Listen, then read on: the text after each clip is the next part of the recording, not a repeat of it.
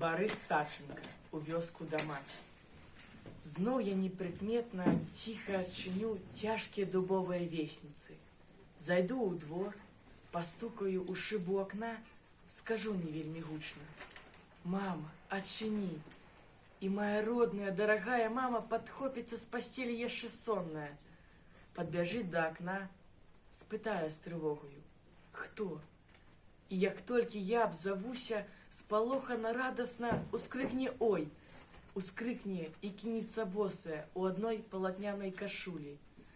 Паадчыняе хату, сенцы, прыпадзе мне да грудзей, заплача: «А чаму ж ты, сынок, тэлеграму не даў?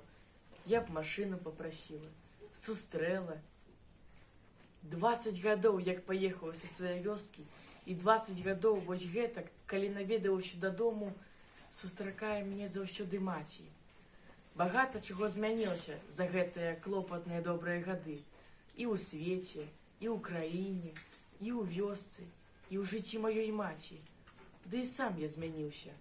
З цыбатага падлетка дзесяцікласніка стаў мажны, каржакаваты чалавек, сем'янін, бацька амаль ужо дарослых дзяцей. А сустрэча з маці не змянілася.